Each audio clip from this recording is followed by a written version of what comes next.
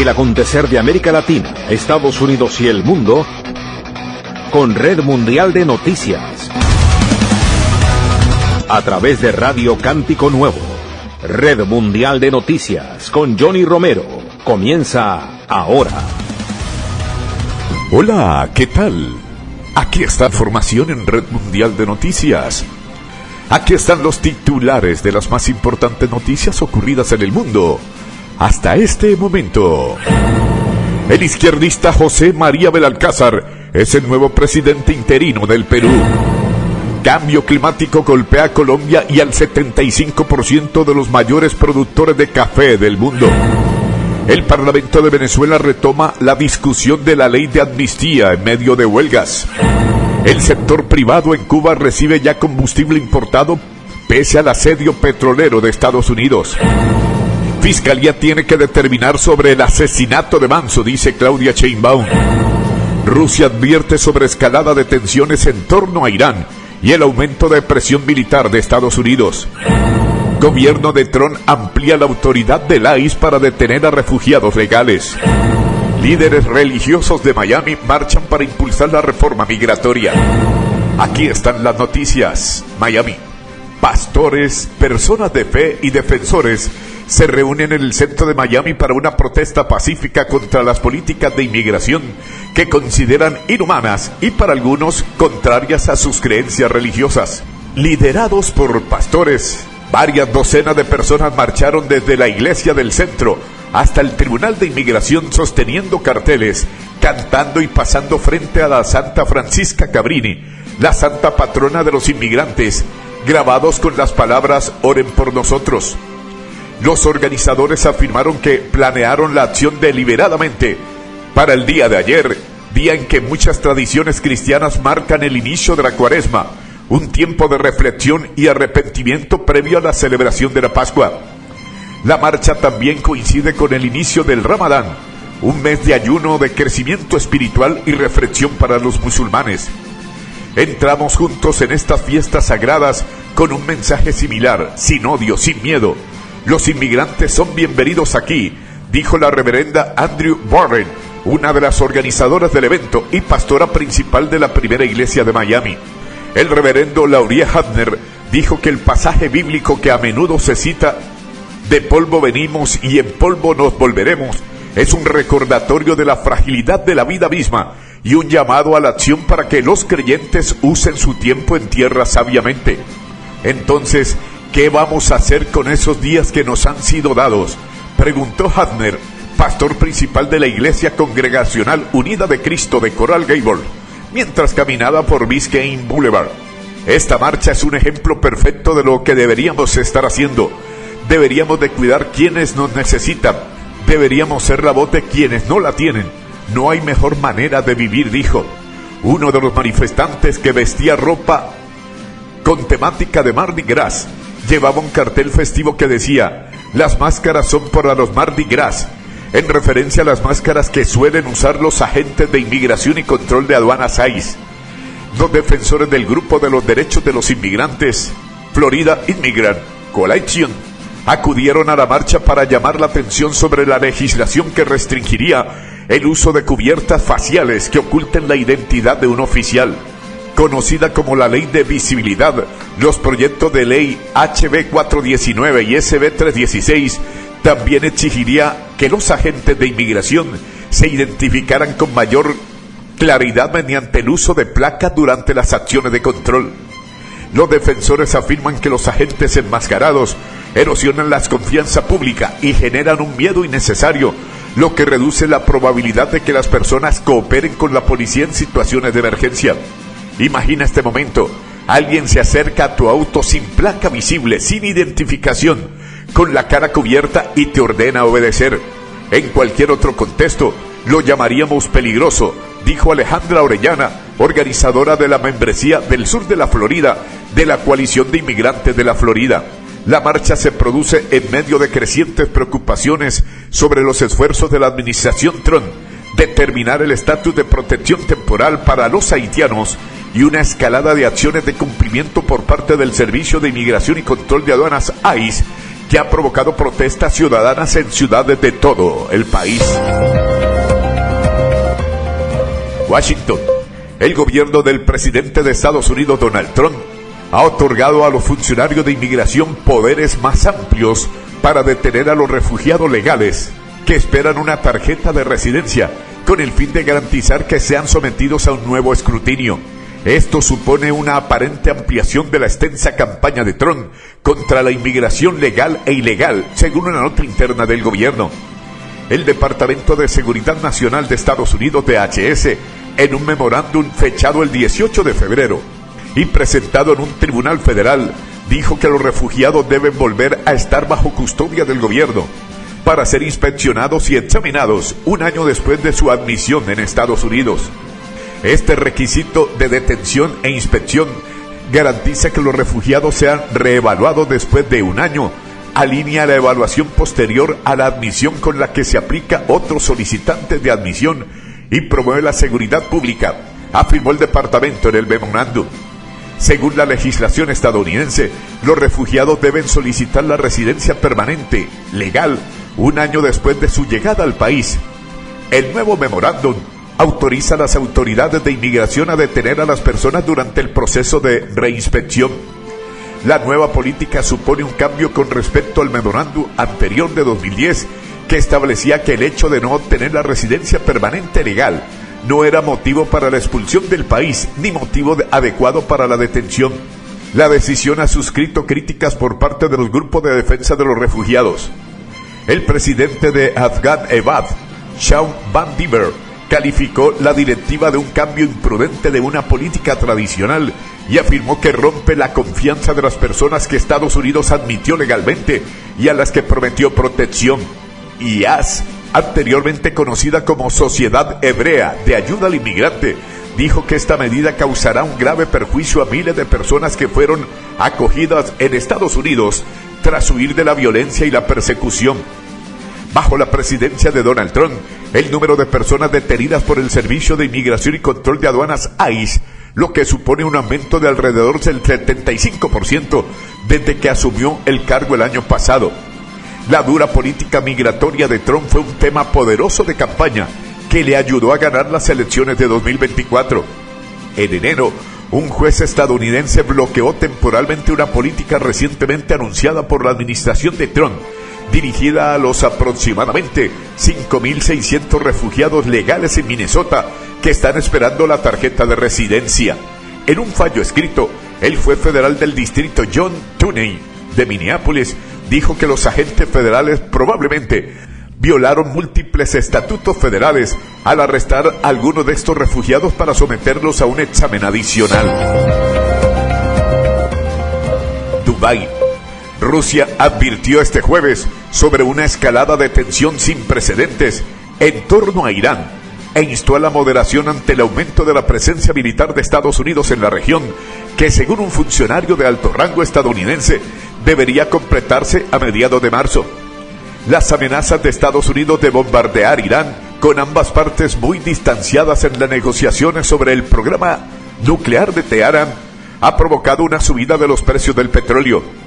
El jueves, una corbeta rusa se unió a las maniobras navales iraníes previstas en el Golfo de Omán, una ruta marítima vital para la energía mundial.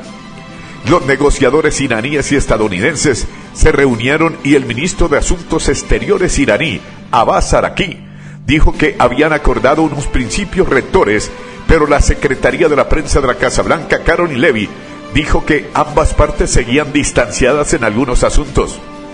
Irán debería presentar una propuesta por escrito sobre cómo abordar las preocupaciones de Estados Unidos, dijo el funcionario estadounidense. El presidente estadounidense Donald Trump ha amenazado en repetidas ocasiones con bombardear a Irán, a menos que se llegue a un acuerdo, y ha enviado portaaviones, buques de guerra y aviones a la región, lo que aumenta la posibilidad de otro ataque contra la República Islámica.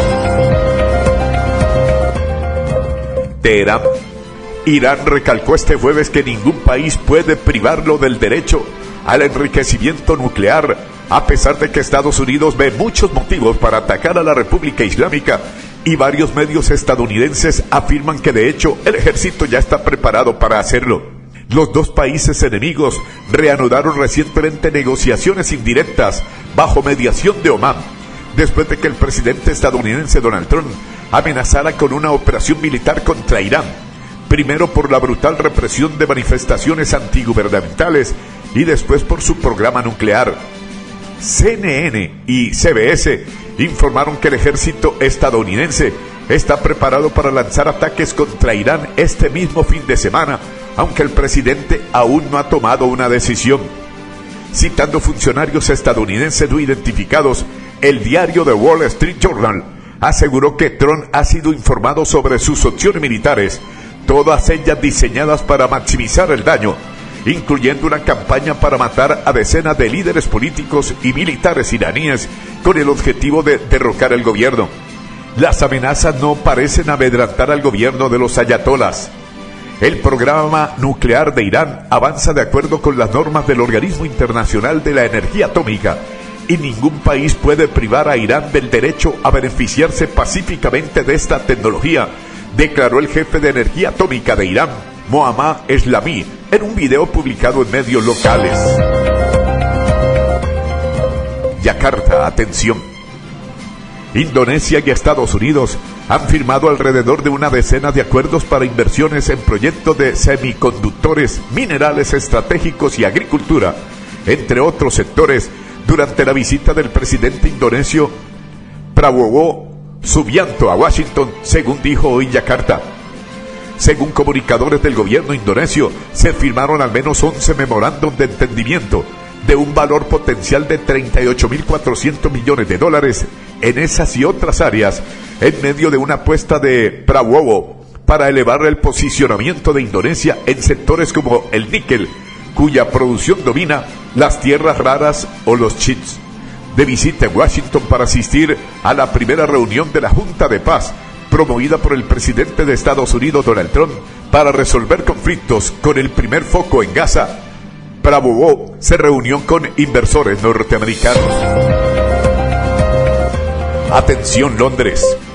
La policía arrestó al expríncipe Andrew este jueves, día de su cumpleaños, por sospecha de mala conducta en el ejercicio de un cargo público en relación con el caso Epstein, cuando era representante especial del Reino Unido para el comercio internacional. La policía local de Thames Valley, donde se sitúa la residencia Royal Lodge, en la que Andrés vivía hasta hace poco, confirmó en un comunicado la detención avanzada por la prensa británica.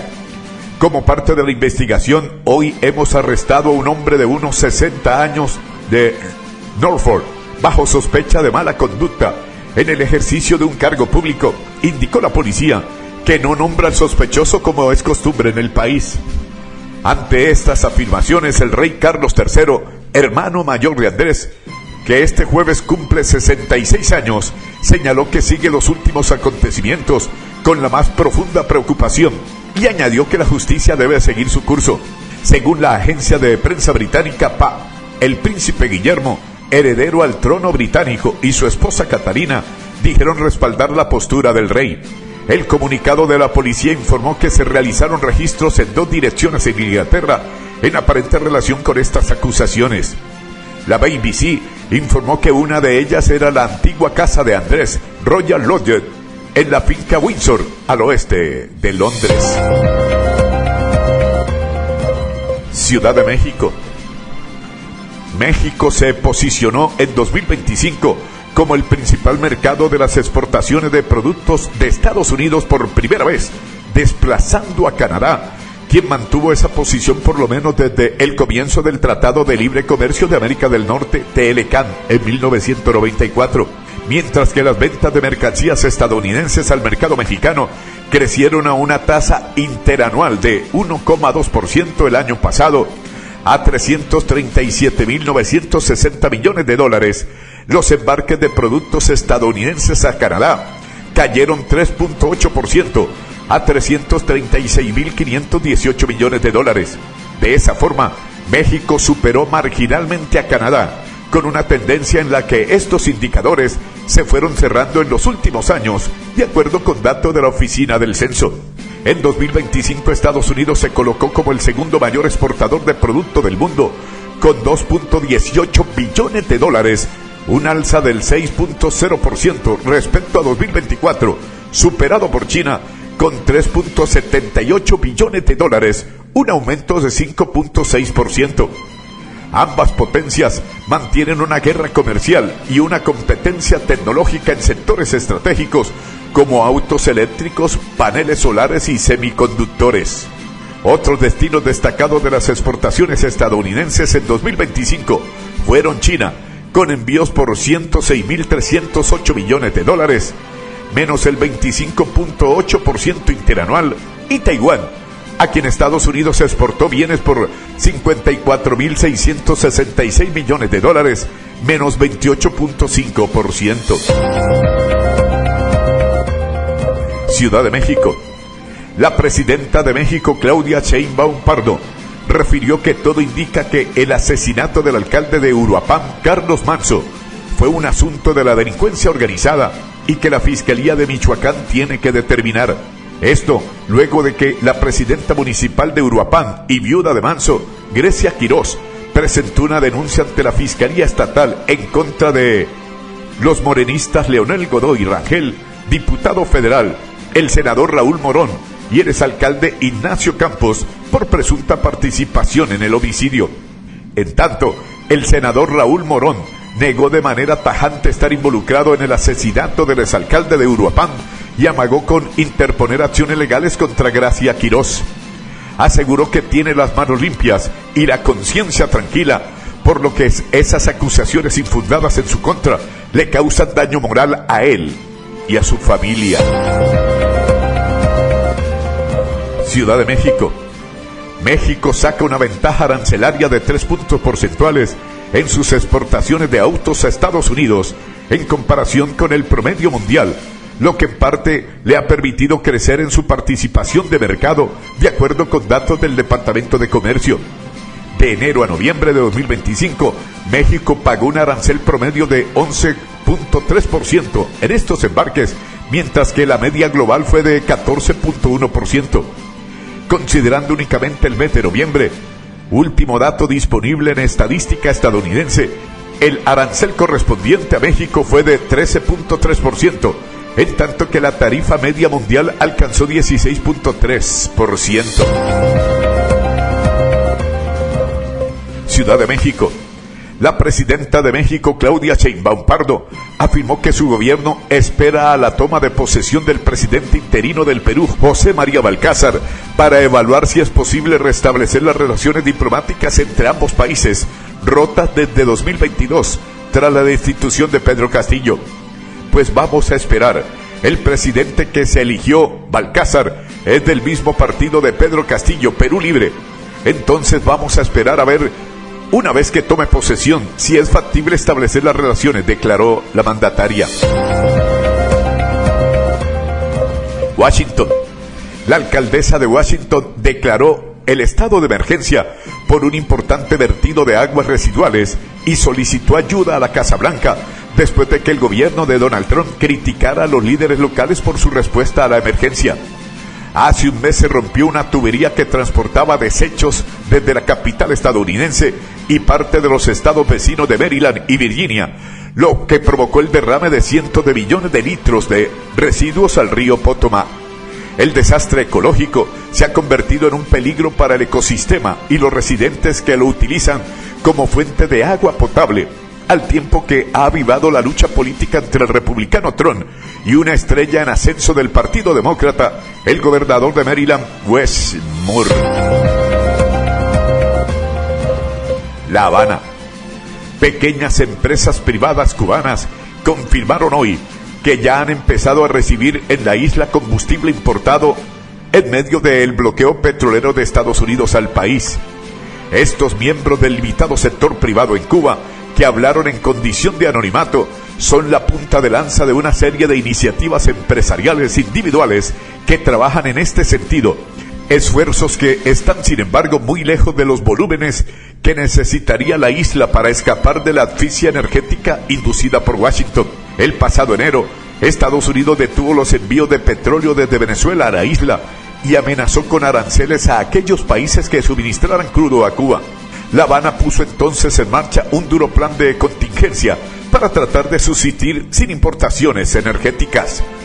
El gobierno cubano ha celebrado encuentros en los últimos días con empresarios extranjeros asentados en la isla y con emprendedores locales para explicarles cómo podría realizarse esa gestión, asusados por la progresiva parálisis económica y social que atenaza al país. Buenos Aires. La huelga general de 24 horas convocada por los sindicatos contra la reforma laboral, impulsada por el gobierno de Javier Milei, ha paralizado gran parte de Argentina, mientras decenas de trabajadores se dirigen hacia el Congreso, donde se debate el proyecto que cambiaría radicalmente las condiciones del trabajo en el país. La última huelga general de la CGT fue el 10 de abril de 2025, aunque tuvo un acatamiento dispar porque no se plegó parte del transporte público. Bajo un fuerte operativo de seguridad, los trabajadores intentaron llegar al Congreso en el centro de Buenos Aires en una jornada en la que no funcionan trenes, aviones, subterráneos, metro, ni la mayoría de las líneas de colectivos o autobuses.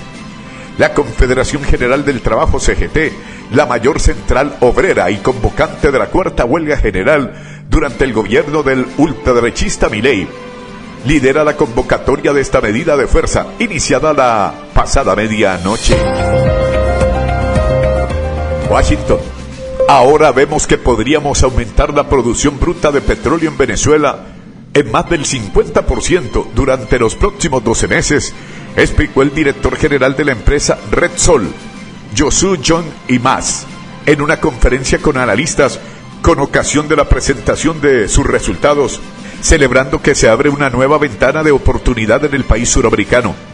Tenemos la ambición y vemos mucho margen para alcanzar este objetivo de multiplicar por 3 la producción en 3 años, añadió Imaz, aunque por el momento la contribución inicial será continuar suministrando gas para estabilizar al país, añadió. Caracas. La Asamblea Nacional, parlamento controlada por el chavismo, retomó la discusión de la ley de amnistía propuesta por la presidenta encargada de Venezuela, Delcy Rodríguez, en medio de huelgas de familiares, quienes exigen que el gobierno conceda la liberación a sus parientes presos políticos. La segunda discusión del proyecto, denominada oficialmente Ley de Amnistía para la Convivencia Democrática, se realizó ayer. El legislativo aprobó hace 2 semanas la propuesta en primera discusión y luego sostuvo reuniones con sectores de la sociedad civil, entre ellos ONG y familiares de presos políticos, para conversar sobre el borrador de la ley que deberá ser aprobada hoy, por segunda vez para quedar sancionado. Bogotá. El cambio climático ya no es una amenaza lejana para el café. Empezó a sentirse en los países que producen cerca del 75% del grano que se consume en el mundo, entre ellos Colombia. Así lo advierte el informe Más calor perjudicial para el café, debido a la contaminación por carbono, de Climate Central, que analizó datos de temperatura entre 2021 y 2025 en 25 países del llamado Cinturón del Café. La conclusión del informe fue que el calentamiento global está empujando con mayor frecuencia las temperaturas por encima de los 30 grados Celsius, un umbral crítico para el cultivo. Según el análisis, los 5 mayores productores, Brasil, Vietnam, Colombia, Etiopía e Indonesia, concentran aproximadamente el 75% del suministro mundial del café y enfrentan en promedio más de 144 días al año con calor perjudicial para este cultivo. Sin la influencia del cambio climático, esos países tendrían cerca de 57 días menos al año con temperaturas dañinas para el café. Brasil, el mayor productor global, registró en promedio 70 días adicionales de calor perjudicial cada año debido al cambio climático. En Colombia, el tercer productor mundial, el informe señala que el país experimenta en promedio 119 días anuales con calor perjudicial, de los cuales 48 días adicionales son atribuibles directamente al calentamiento inducido por la contaminación del carbono. Atención Lima. El izquierdista José María Balcázar fue elegido como el jefe del Congreso peruano. y por tanto asumió automáticamente la presidencia del país de forma interina, un día después de que su antecesor José Gerí fuera destituido bajo acusaciones de corrupción. Se trata del octavo jefe de Estado en el Perú desde 2016 y marca un nuevo episodio en la inestabilidad política crónica que afecta a la nación suramericana. Según las leyes locales, cuando la presidencia está vacante, el jefe del Parlamento debe asumir el cargo de conducir el país. De esa manera, Balcázar, un abogado de 83 años, dirigirá Perú hasta el 26 de julio, cuando tome posesión el mandatario que sea elegido en los comicios presidenciales del 12 de abril. El congresista del partido izquierdista Perú Libre, quien también ha sido investigado por apropiación indebida de fondos y presunta corrupción, fue elegido por sus pares entre 4 candidatos. Amigos oyentes, por el día de hoy llegamos al final de Red Mundial de Noticias. Mi amigo personal Federico Santiago y Johnny Romero les acompañamos. Les invitamos mañana a nuestra emisión diaria de noticias. Que el Señor les bendiga. Feliz fin de semana para todos. Hasta pronto. Bye.